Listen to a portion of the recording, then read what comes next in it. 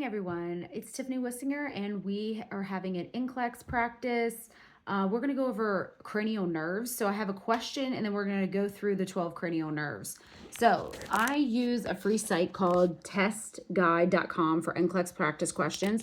And the first question is, the nurse is observing a student test the 12 cranial nerves. So the student asks the client to smile, puff out their cheeks, raise their eyebrows, and show their teeth.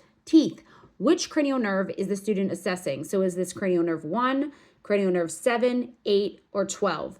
So we'll talk about the 12 cranial nerves. You can just Google them, but I have a great picture here. And then I remember from my anatomy and physiology class, I used a mnemonic. Old Opie occasionally tries trigonometry and feels very gloomy, vague, and hypoactive.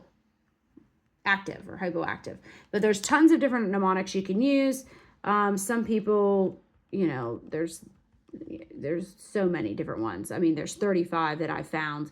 But anyway, that's the one I learned 20 years ago when I took anatomy and physiology, and I like it because it tells me the first couple names. So old is olfactory, optic or opie is optic, occasionally is ocular, tries is trochlear, and then trigonometry is tricocular, and is abductions, feels is facial, vary is vestibular cochlear, gloomy is your glossopharyngeal, vague is vagus, and hypoactive is hypoglossal.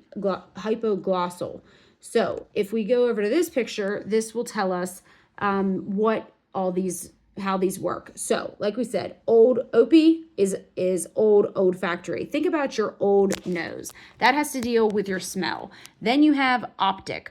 Optic obviously sounds like your eyes, your optometrist. So that has to deal with your vision. That's the second cranial nerve. So ocular motor, which old opie occasionally, so occasionally ocular motor, that's your eye movement. That also has to deal with your pupils, the constricting. You always want to check this if pupils are equal, round, reactive to light. We call that perla. And you also want to make sure the pupils are the same size in both eyes. Next, you have trochlear, which deals with your eye movement, moving it back and forth. Trigeminal, we know that there's a disease called trigeminal neuralgia where you have actually face and ear pain from where that trigeminal nerve is inflamed. So that deals with your face sensation. It deals with chewing your jaw up and down. And then abductions is also your abductions. That's also deals with eye movements. Facial, you have your face movement and your taste. So face movement for facial nerve, and then your taste. It also innervates some of your tongue. Vestibular cochlear is your ear, your hearing, and your balance. So think about, your cochlear, like if somebody had a cochlear implant that deals with hearing. So vestibular cochlear would deal with hearing. And then balance. Your inner ear maintains your sense of balance. Okay, next is glossopharyngeal. So glossopharyngeal deals with the throat sensation, the taste, and swallowing. So glossopharyngeal. Vagus, your vagal nerve, you hear about people vagling down, like if they are on the bathroom toilet and they're straining to have a bowel movement and they might pass out. So that's known as the vagal reflex. The vagus nerve, it innervates, it deals with movement, it deals with sensations, it also deals with abdominal organs. It innervates the heart. So a lot of people, if they feel like they're having chest pain, it could be from their heart or it could be from their digestive system. They're having reflux disease because that vagus nerve can be irritated through too much acid production. So yes, the vagus nerve has multiple different functions. And then accessory. Accessory, how I remember accessory is, think about you wear like a necklace. They are accessories. So the accessory nerve has to deal with your neck movements. So moving side to side, shrugging your shoulders, your accessories. And then hypoglossal, think about your tongue movement, or your tongue is glossy. So hypoglossal deals with, that's when you tell your patient to stick out their tongue. You want to make sure it's midline, that they can move it side to side, that they're able to move their tongue, and that is the 12th cranial nerve.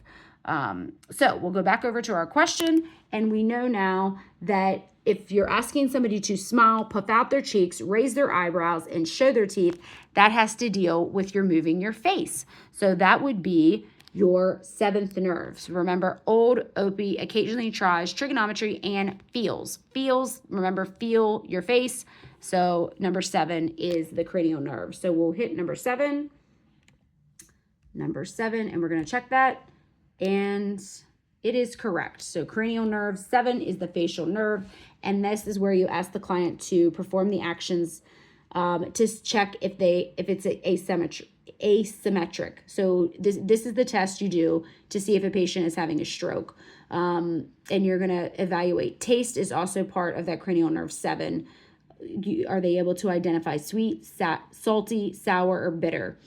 Cranial 1 we know is the olfactory nerve, and then cranial 8 is the vestibular cochlear nerve, where you're going to do the Weber-Rhine test, check for hearing, balance, and then cranial nerve 12 is the hypoglossal nerve, which is the tongue movements. So it's great learning cranial nerves with you. If you have any questions, let me know.